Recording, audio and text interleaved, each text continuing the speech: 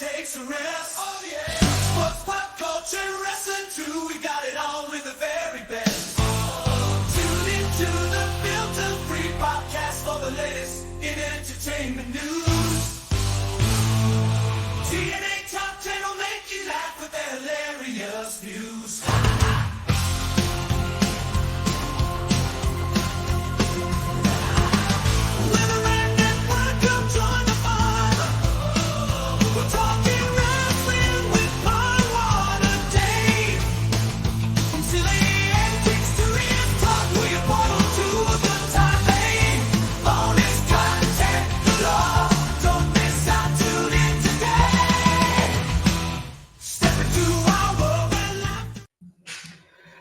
Hello and welcome to the Ram Network's presentation of the Money in the Bank 2024 wrap-up show. Justin, I am blown away by the events of tonight, and even the stuff that would have normally disappointed me did not. No, even when you expect it, it plays out differently than you expected, right? So definitely a good show tonight. I can't wait to talk to you about it a little bit more. Hopefully we'll be joined by some more of our Ram heads. Oh, 100%. I hope so. We'll start out with the event, with the announcement of the night is John Cena starting the After This You Can't See Me tour. I thought that was perfect. And I already have his merchandise available on shopwwe.com for the Farewell Cena tour. It was great. I hope it's good looking stops merch. in Tampa. Yeah, completely. Did you feel like the door? Did you feel like the door on the merch was a teaser that maybe he'll be involved with the White Six? Could be, but he's not as a team member, as a victim. Right. He's had the door on there before, so but it's opened differently. So I get what you're saying. I just popped on and didn't even bother to introduce anybody. And it occurred to me that I'll let everybody know that I'm Palmwater Dave. I'm joined by the fund director for the Ram Network, Justin Yent, and from the A and the TNA Top 10, Andrew Hermes is with us. Andrew watched the pay-per-view with me over at Ad Free Shows, and I'm telling you, it was an eventful night. But back to John Cena. Do you think that it's possible that we'll see John Cena challenge Gunther at WrestleMania for the world title?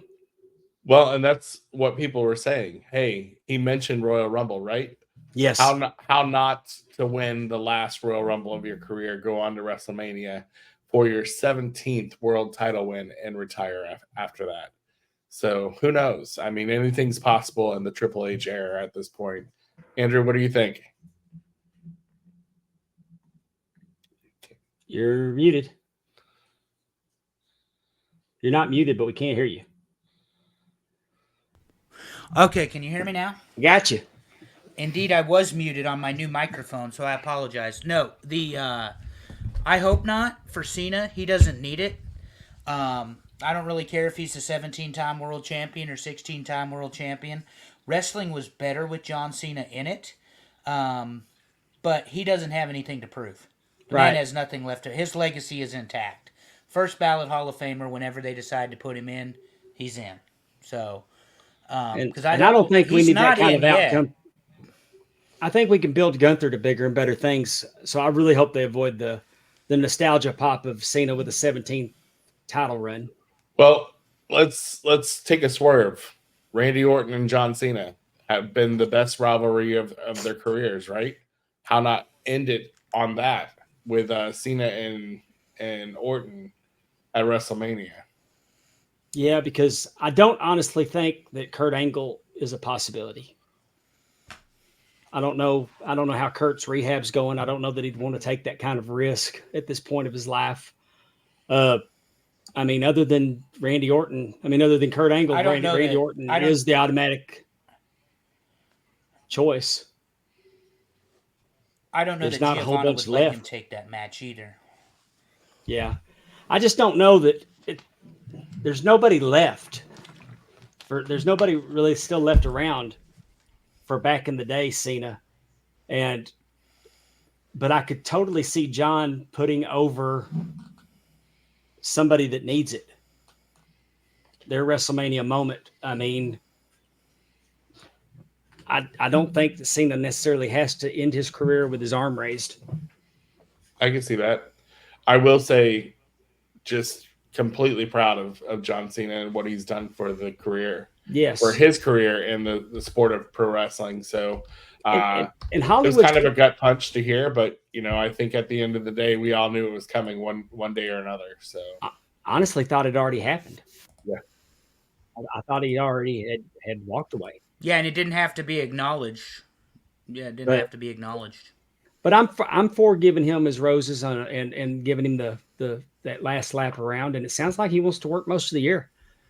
So good deal. And Cena's one of the. I mean, he truly is a pro wrestler, sports entertainer that made the leap to Hollywood beautifully.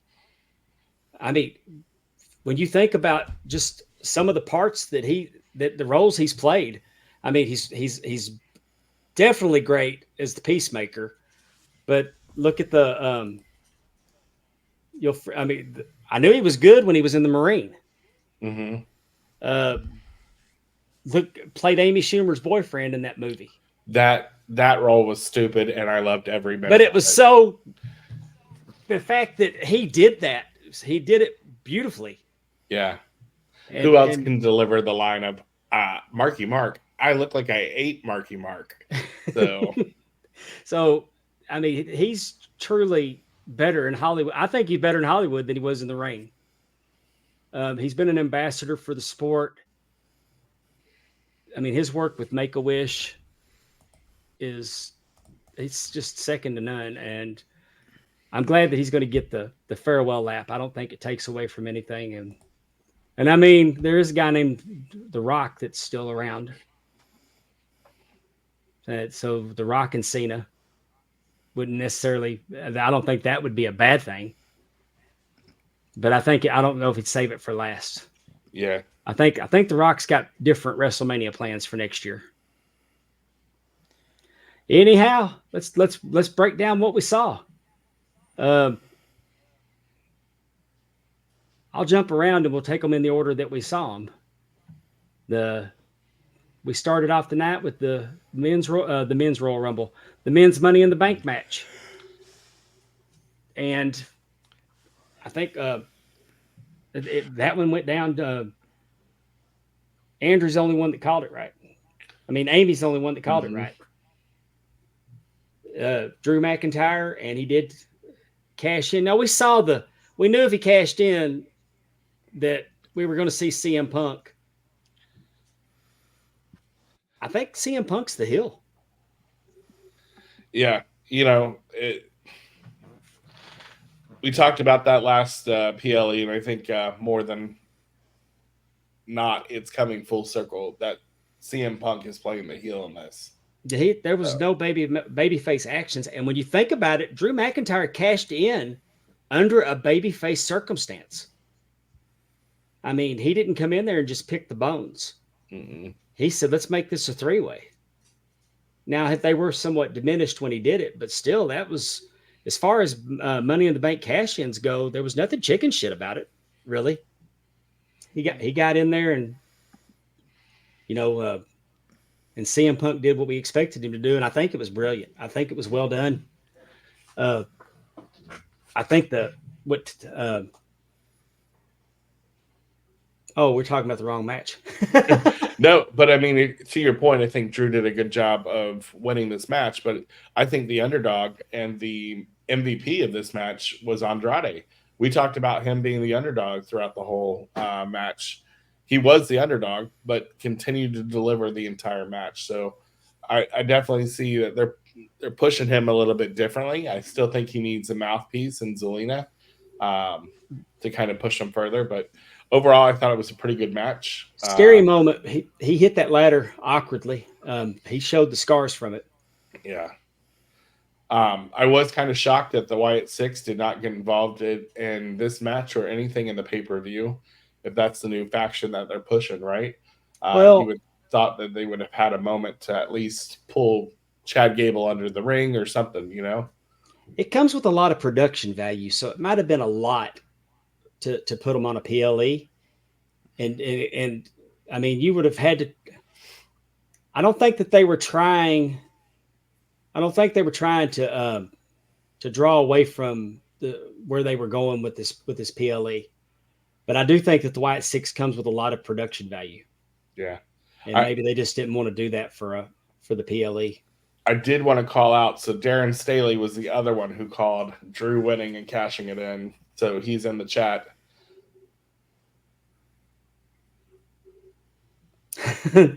No, you're never yesterday's Doritos. You're never yesterday's Doritos, Darren. Andrew, what's your hot take on the match? Pretty The quiet match about the was men's. the match was just there. I know I was letting you guys talk because I'm not sure how good this computer processes this tonight because the internet's fast, but I heard a lag initially. But anyway, the match was just here. It's another ladder match. It's another car crash.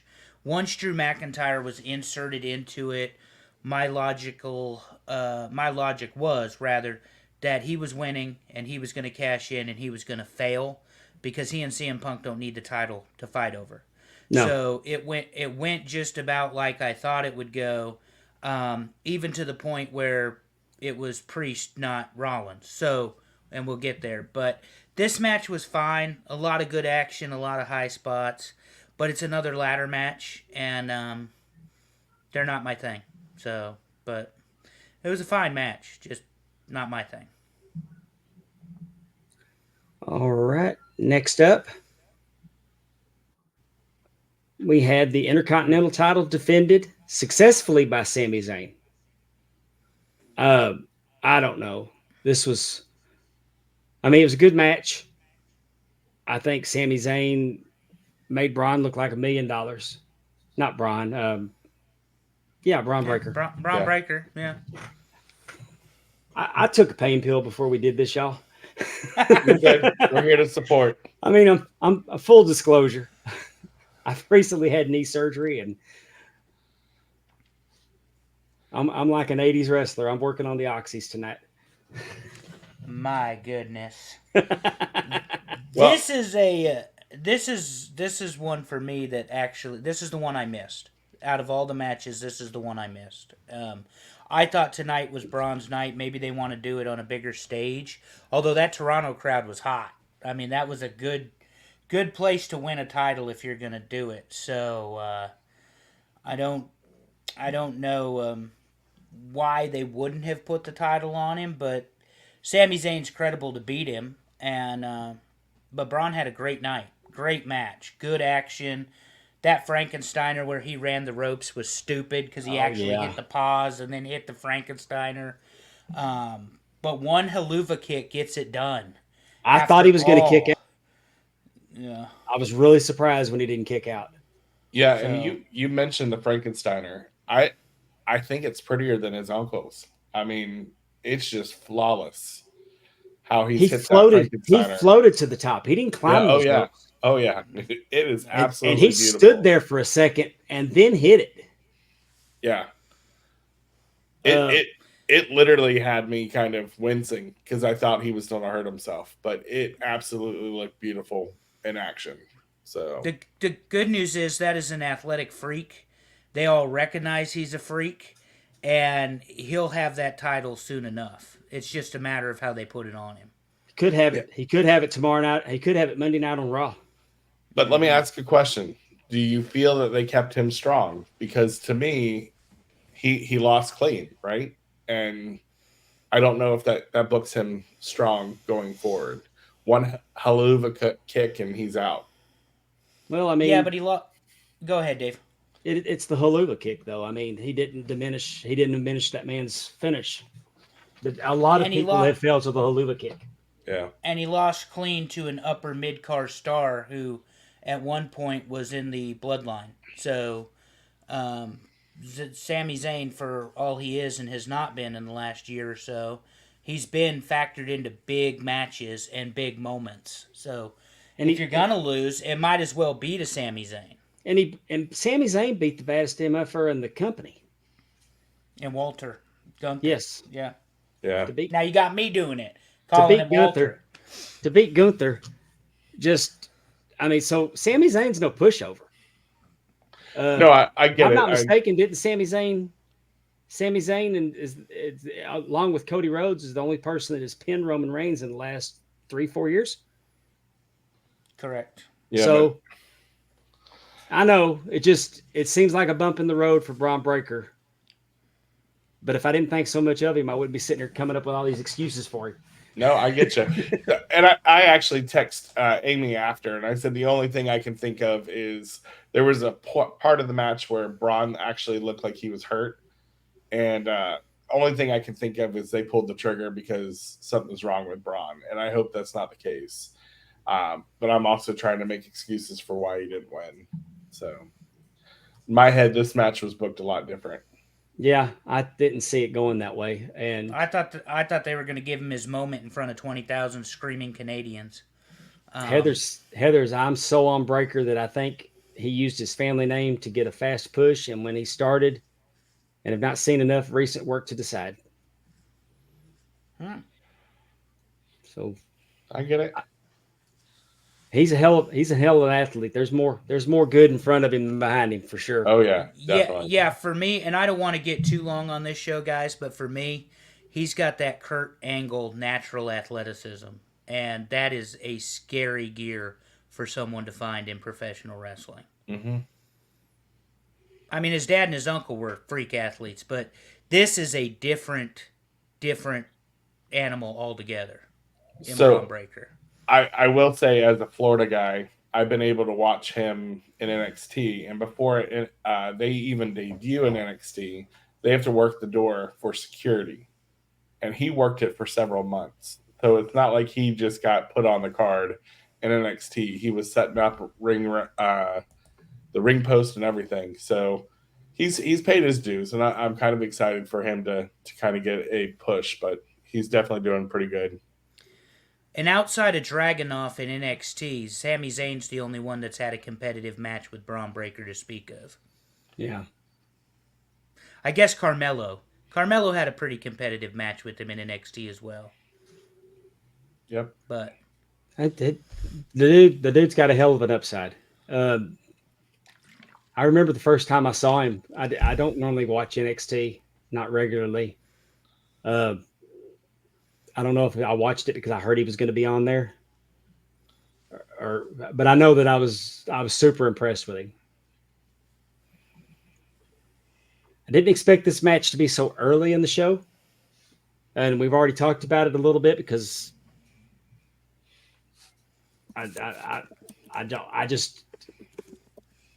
it did what I thought it was going to do. We all picked Damian Priest to retain. We all picked Drew to cash in if he won. I mean, like I said, I thought Gable, but I mean, nothing surprised.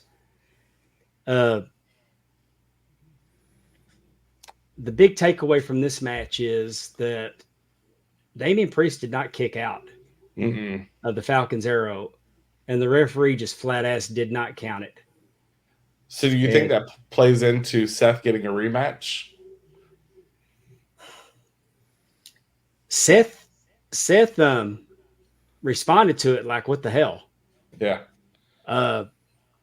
Guys, I'm a referee, and you're not supposed to, and I've done it. I have not counted 3 on a title change that the champion did not kick out on.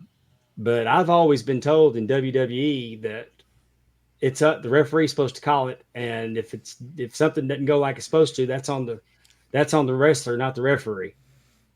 And he in no way, shape, form, or fashion even attempted to kick out. Now, the referee did check on him immediately after that.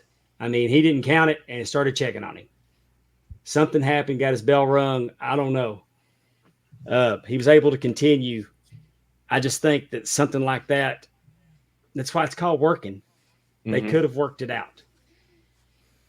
Uh, Especially when they had the standby.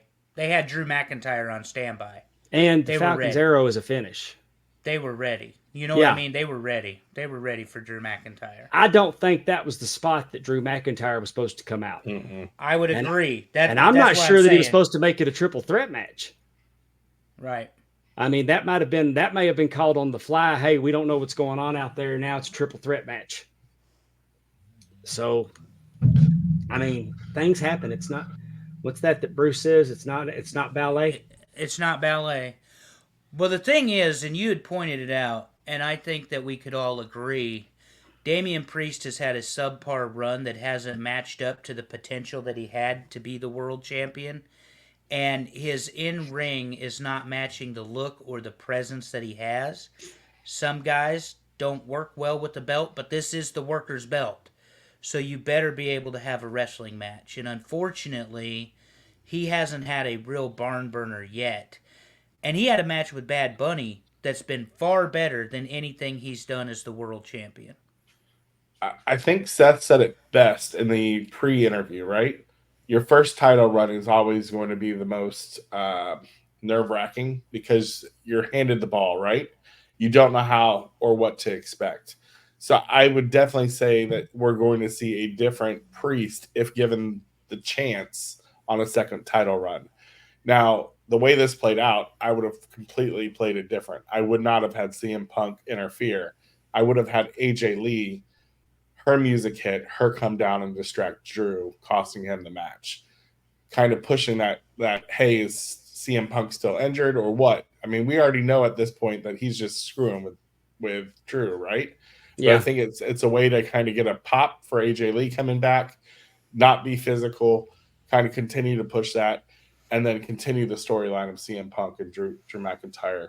But yeah, it's does this crazy. does this become a three-way dance between? Do we see Drew, Seth, and Damian Priest before SummerSlam and a three-way for the title? Or now that CM Punk has cost Rollins the match, Rollins had an issue with yep. Punk. There was a Does it stare become down. a three-way between Rollins, Punk, and Seth? Do we read anything to Corey Graves getting in the middle of that? That seemed off. That seemed out of character to me. Yeah, they kept talking about how he's very close with Seth, right? And so I think that's how they were able to justify him keeping Seth calm. Um, but I do wonder. We talked about it before, right? Is Seth just back for this match, going back out? What does he do on the road to SummerSlam? And now I kind of see him being inserted into the CM Punk Drew McIntyre feud. Definitely. I still think that there's no way under God's green earth that Gunther doesn't leave SummerSlam World Heavyweight Champion. Absolutely not. Uh, Absolute. And after tonight, after that finish, after the risk, no way they're putting it on the ring general. yeah, And that's where it belongs. In the current creative, it belongs on Gunther. And no offense to Damian Priest, he had a bad night. But his match against Jey Uso wasn't great either. Mm-hmm. So, like you said, it may be the nerves. When Seth won the title back in 15, he had the ability to be covered up by a lot of gaga because he was part of the Authority. So he had a lot of players around him.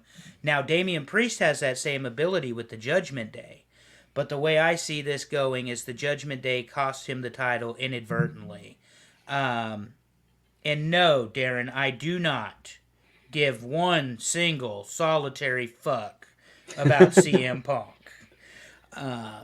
But I'm on record. Everybody knows that I think CM Punk will have one or two good matches and he'll be hurt again and he'll go off 6 months and he'll be hurt again. He is not the person he used to be. Well, I think he's the person he always was from a character standpoint, but from a physical standpoint, he took one DDT in the Royal Rumble and it's put him out of the, at this point we're in month 7, 6. So That's I'm why. not a CM Punk fan. That's why I sing his song. Look in my eyes. What do you see? I'm old and prone to injury. So from a nostalgia aspect, I'm glad to see him back and glad to see him finish a run in WWE. Now, how he continues to do it will be seen on how he acts and how he wrestles, right? But at the same point, the part of me that saw him leave when he probably didn't want to leave, I'm kind of glad he's back and finishing his story. So I've got to say that what he's done in WWE, even though he got hurt, I've enjoyed him this WWE run, and I probably enjoyed it because I don't have to see him. Because the next dollar I spend on CM Punk will be the first dollar I ever spend on CM Punk. But he's just not my cup of tea and never has been. But I mean, anybody that legit whips the Young Bucks ass and Jungle Boy's ass, he ain't all bad. So Well, and here's the thing about CM Punk for me. He never main evented WrestleMania. No, but you got to wrestle The Undertaker at WrestleMania. So there's that. And then when he gets to AEW, talking about whooping the Young Bucks' asses, you couldn't do business any better than they could. And you decided to kill the biggest money angle that company had with the feud with MJF. now, And that's you, and that's bad business. do you believe that was Punk not willing to work with them, or them not willing to work with Punk? Because reports say that they wouldn't even agree to a meeting with him. yeah, I don't think he would have worked with them either, though, because all you have at that point is a dick war. Yeah. You know, all it is a dick war between the two parties, whether it's the Jacksons and Punk or Kenny Omega and Punk or whoever in Punk. Guess who the common denominator in all of this is? Punk. And that's what made him painted as the bad guy, is he's the common denominator in all of it. So he's not. Like you, Dave, I've never spent $1 on professional wrestling to watch CM Punk. And I never, ever will. But with all that being said, him screwing with Drew McIntyre is good. Yeah, it absolutely. They don't need the title to fight over. I mean, this has been really well done. I mean, And to the point Amy's where it's point earlier, predictable. It's predictable, but my God, it's good predictable. yeah. I kind of wish they would have left the briefcase on Drew and had Punk and Drew fight for the briefcase, just to make it a little bit more entertaining. So well, and to Amy's point, this is already an I Quit, Last Man Standing, Steel Cage, Hell in a Cell. They've got the feud built. yeah, Will the match deliver? I have no worries about Drew McIntyre. I have no concerns that Drew McIntyre will deliver on the match. And the question mark is CM Punk in that equation. And Seth Rollins getting a rematch is not going to happen because Seth Rollins, as a result of not winning tonight, cannot challenge for the world title as long as Damian Priest is champion. So there will be no rematch. And there's nothing to say Rollins doesn't return the favor and screw Punk at SummerSlam. And because I don't think they were Drew's supposed to wrestle at WrestleMania. It was supposed to be Rollins and Punk. And I don't think that Drew McIntyre's character is the type that they're going to have him get an injunction to get his briefcase back because CM Punk, an uncleared wrestler, interfered. And I don't think that they're going to go that route. I don't think they would reverse that. And I don't really honestly think that you need both briefcases being part of the storyline for a while because you got, well, we will get there, but what I'm saying you got is a women's, I mean, when your decision to put it on Drew McIntyre, he's not the type that's going to carry it around for 6 months like Jaws waiting to strike. Mm-mm. No, the first one was really the best one in Edge because he held it so long, people forgot he had it until New Year's Revolution in 2006 or 5, whatever it was. But he held that briefcase so long, and then he cashed it in after Cena won the Elimination Chamber match in San Juan, Puerto Rico. Yeah. when you thought the pay-per-view was over. Yeah, and that was brilliant because you'd never seen it before. Mm-hmm. Now, we've seen so many cash-ins over the last 15 years, they kind of lose that magic. And And I'd like to just address Darren Staley in the chat.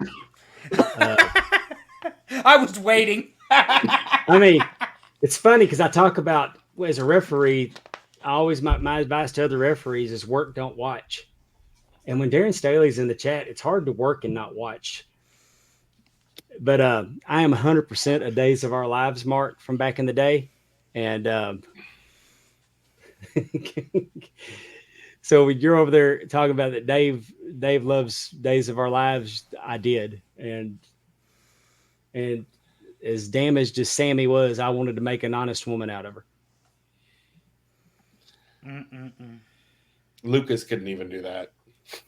Lucas was a puss. uh, He was bitch made. You know he was. Because I have to be the guy that ruins everything. I never watched Days of Our Lives, so y'all continue. And Stefano I'll sit in my Demira. corner.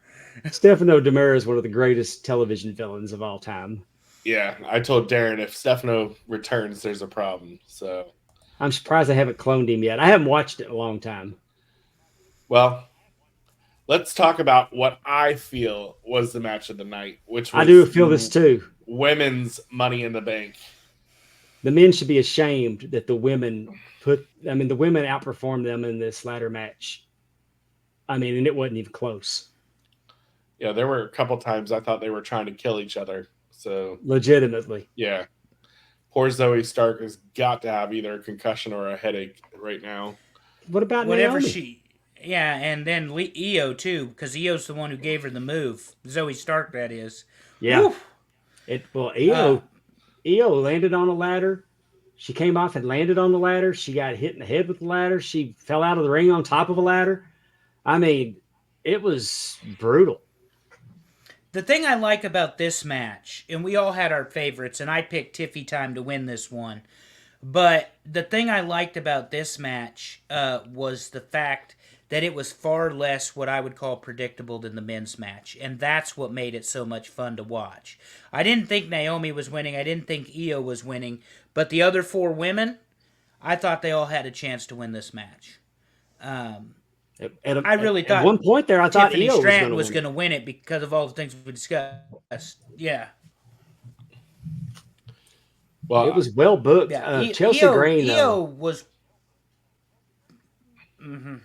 Chelsea Green is a star, y'all. If you had your doubts about Chelsea Green before this match, she completely confirmed that she belongs there. She's a star. And the way she sold that table at the end, absolutely amazing.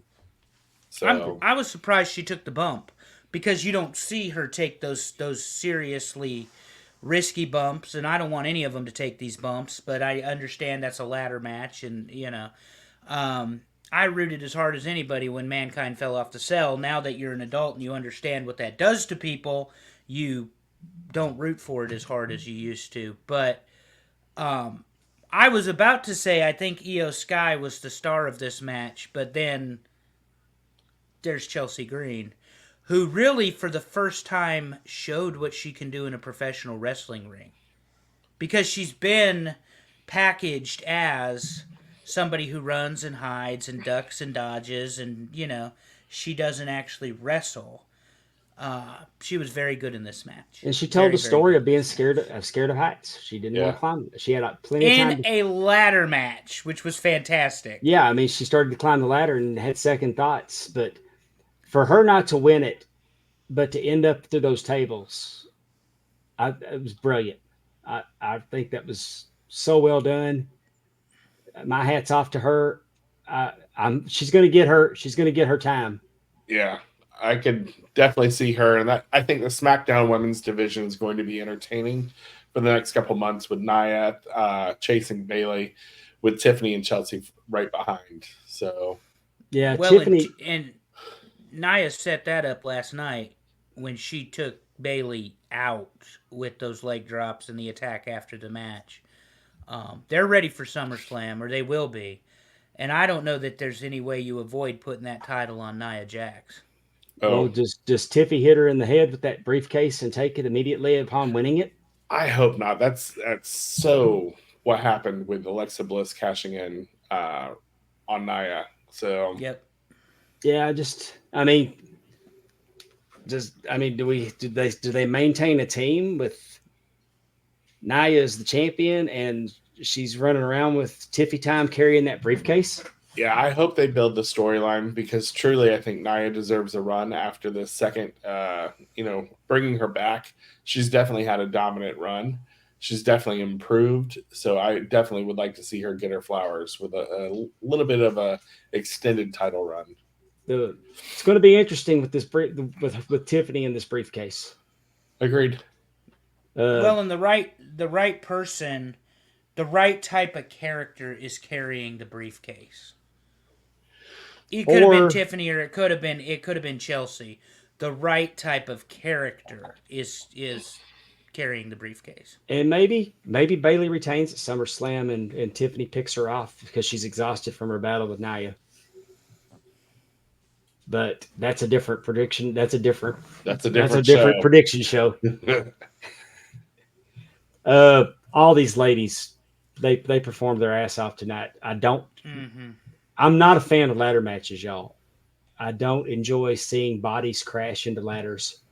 Anybody that's ever hit their leg on a ladder climbing it, anybody that's ever smashed their finger on a ladder, um, bumped their leg with a ladder trying to set it up, knows that ladders do not feel good.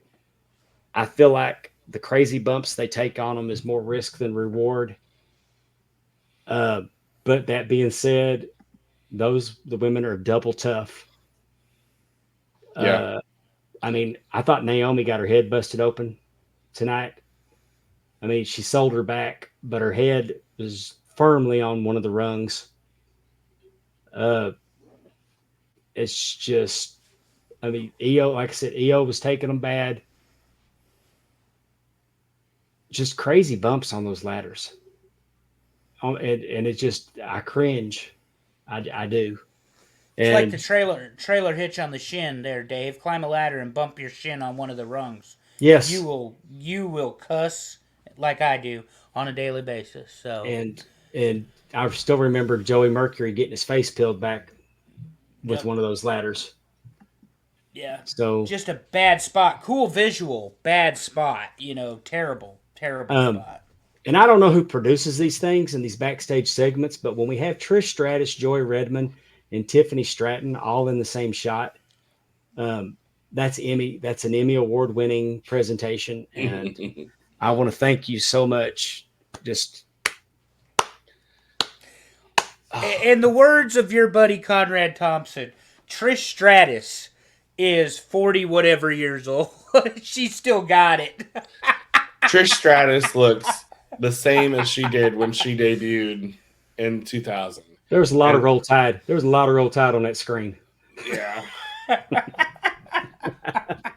needs to be washed away with Tide, I'm sure. Oh my Uh, god! you Get the know, Sandy wipes out, boys. This is wrestling fans watching this shit. I did like the fact that they teased a potential altercation between Tiffy and Trish. I think that would be a good match. Trish is definitely able to still hold her own in the ring, so would love to see her back. Trish has not embarrassed herself at all in her last couple of runs. No, Mm-mm. So And she has helped whoever she is working with. Like yeah, it has made them more interesting or given them a different layer or a different angle I altogether. I did think that she would appear during the women's ladder match and cost Zoe her potential chance and kind of tie up that storyline because Zoe sent her out of the mm. WWE last time. So I like callbacks. I'm very much about callbacks, and I think having Trish in the same arena as Zoe and not having an interaction or a finality to their feud uh, is a miss. And then we had the 6-man tag team match, World Heavyweight WWE Champion Cody Rhodes, along with RKO against the Bloodline. Jacob Fatu. Mm. Oh my God. I am so genuinely happy. Like my whole wrestling heart smiles that Jacob Fatu is performing in a WWE ring.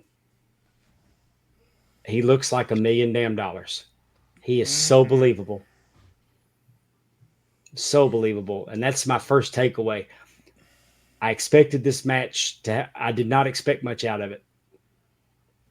For some reason, I didn't think it was going to be, I thought it was going to be lackluster. I did not have high expectations, and it delivered and then some. I thought this was a great 6-man tag team match. Yeah, I was impressed. I- I've seen him on the Indies. I'd like to see him actually debuting. I think he reminds me a lot of Umaga, and kind of showed that a lot in the ring tonight. So I'm definitely looking forward to seeing more of him and the new bloodline. So Yes. Uh, Yeah, the things he does inside the ring with the combination of his speed and power is obscene. That was the idea behind Solo. They have a much better version of it now in Jacob Fatu. Not to say Solo isn't great, but you said Umaga, Justin. That's who Solo is. Solo is supposed to be Umaga. But that first step that Jacob Fatu has, that intensity he delivers his strikes with, the believability that he brings to the ring, the fact that we are in a new era in WWE and they're calling him the Samoan werewolf or whatever. I mean, you would never, ever, ever get these guys to use their names they used previously. Gorillas of Destiny, Siberian Werewolf, Tama and Tongaloa, and of course Jacob Fatu. They would have all been changed previously under Vince McMahon. They get to keep all of that and all of that identity and everything they've built over the last few years. Now, I promise you, WWE is going to own that, but they get to use it. And then he delivers. Probably 20 or 30 pounds lighter than the last time I saw him wrestle. And he's fast. And he's very, very good. And he's supposed to be the enforcer of this new faction. So we will see. But I thought he had a great accounting of himself. And of course, setting it up kind of like they did in 96 with Camp Cornette versus Shawn Michaels' team at the In Your House, the challenger defeats the champion in the 6-man tag. that's always good. That's always good storytelling when Yeah. the challenger defeats the champion ahead of a title match. Yep. Because I think that's your title match. I think you're going to get Solo and Cody at SummerSlam. Yep. I thought it had already been announced, had it not? No, I think Solo they- just said he was coming for him. I just Coming for him, assumed. yeah. I just assumed when he came out after Cody's last title defense over Saudi Arabia, I just assumed that was the plan, and I thought it had already been announced, and I'd been proceeding. My prediction was based on me thinking that Solo was already the challenger for Survivor Series. Well, and let's not forget this either. He officially is the leader of the bloodline. He's wearing Roman's lei.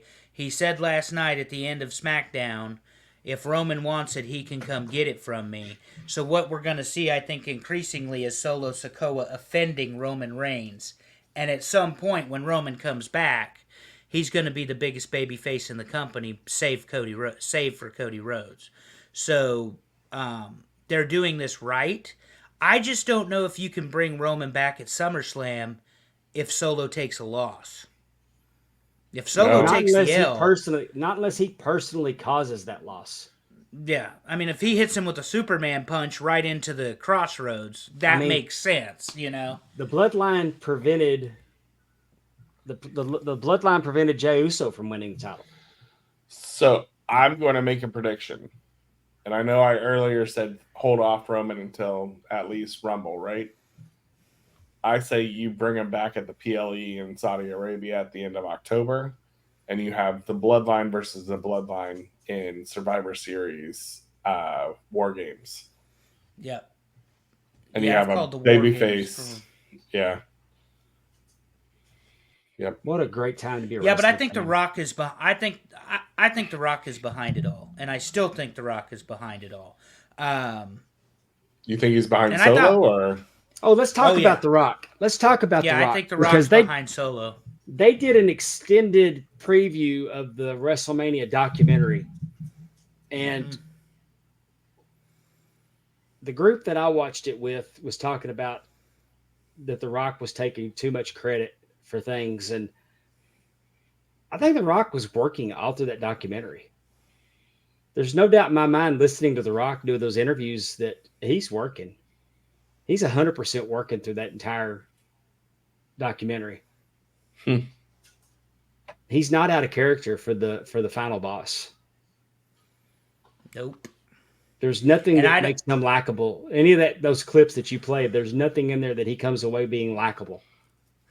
I've either said it on this podcast or on something we've done before or even on our TNA podcast that the final boss and the tribal chief are automatically opposed to each other because that's the same person. If you're the final boss, you're the tribal chief. You can't have them coexist. So you're automatically in opposition to each other. Solo's promo after WrestleMania when he kicks Jimmy out of the bloodline because Jimmy's injured in real life was very telling. You lost, and we don't lose here. Well, Roman took the pin the night before to Cody Rhodes. So it's if they build on that, they've got the cookie crumbs to build on it. You know, Yes. like this is Hansel and Gretel. They've laid that for all of us to eat up and follow along, or like the Mega Power storyline and all that sort of thing. I think The Rock is the final component to this because you are going to get Rock Roman at some point. My thought would be WrestleMania. But I don't know that we get him there because of all of the other obligations that Rock has.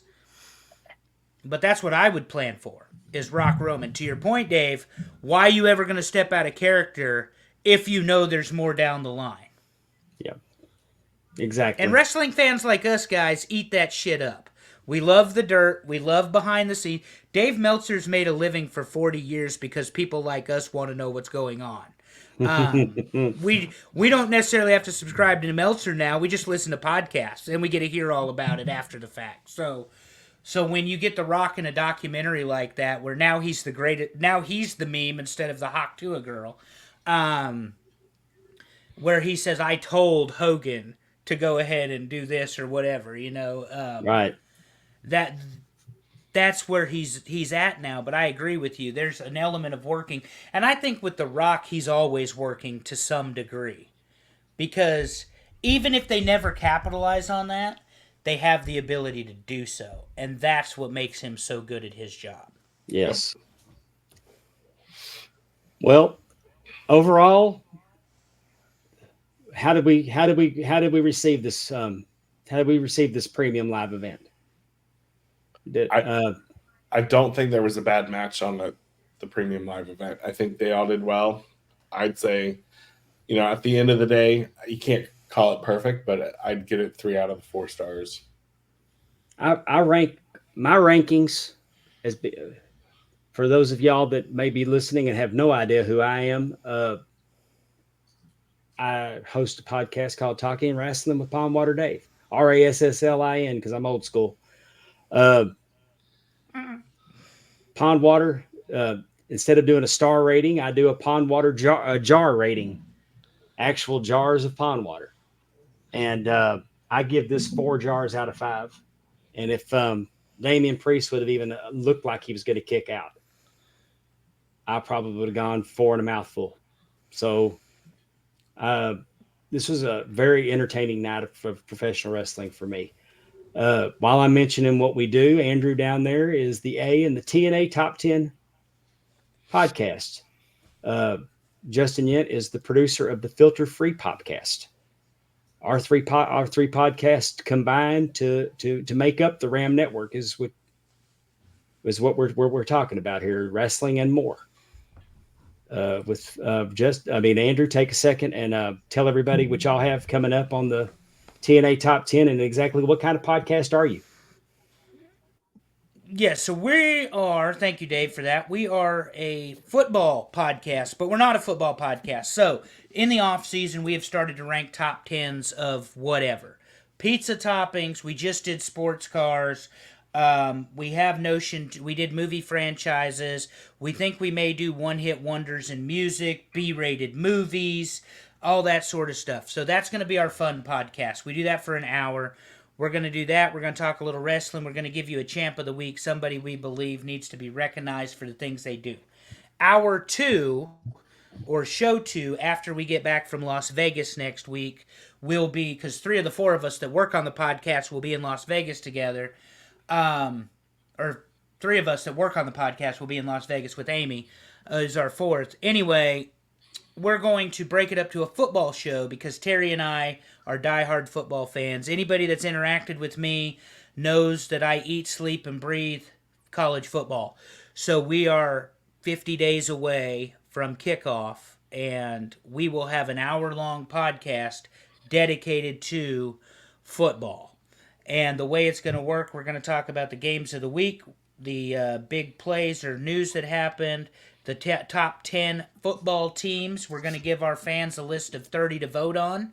And they're going to be 30 top 10 teams, or the top 30 teams. It ain't going to be me picking my Nebraska Cornhuskers at 1-0 and putting them in the damn top 10. We ain't going to do that. But we're going to give you 30 teams to vote on, and then we're going to give you our play of the week or moment of the week, and we're going to give you our predictions. And that's how it's going to work. It's a fast 45 minutes or an hour. Terry and I, at one time, spent 45 minutes breaking down the fourth quarter of the Iron Bowl. So we certainly can talk football. We are going to be on a much better pace with Allison as our producer. But the fun show people have enjoyed over the last several months, where we just rank random things. And you guys tell us what you want to hear us rank.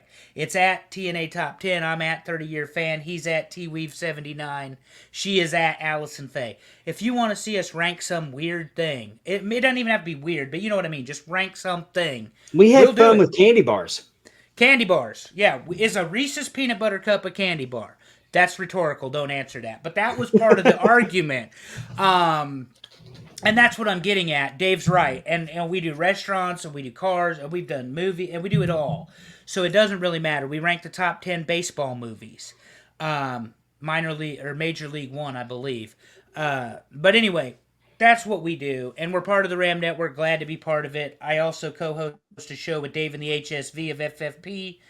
We're doing Hard Times and Beyond, walking through the Crockett years as well as WCW, and we're working on Generations together. Currently on the new generation, we are at Royal Rumble 1993. So when I get back from Las Vegas, we'll be recording shows for both of those bonus shows. If you join us on the Ram Network, they're fully available to you. Justin Yent, tell us all about the Filter Free Popcast. Well, before I do that, I want to tell everybody how they can join us on the Ram Network. So they can actually go to patreon.com/Ram Network. And for $10 a month, you get to hear a plethora of voices like Andrew and Pondwater Dave and the fellas of Filter Free Podcast. So Filter Free Podcast is a show that takes you back in time and covers pop culture and world events from a filter-free viewpoint. We'll take you on a journey of pop culture, sports, and music that will make you feel like you're back in the moment. So last week, they covered 1986. The week before that, 2004. So they're always covering different months and years. So it's definitely worth listening to. It's always a fun listen. My show is Talking Wrestling with Pondwater Dave. I'm joined by Justin Davis and Amy Vaughn, who we refer to as the First Lady of the Arn Anderson Fan Club. We like to spotlight independent wrestling. I am a firm believer that independent wrestling is not the minor leagues. It is people that are just as talented as what we saw on this pay-per-view tonight that just haven't been seen with the right set of eyes. And we try to shine a spotlight on independent wrestling. I've been a referee on the independent circuit for almost 20 years.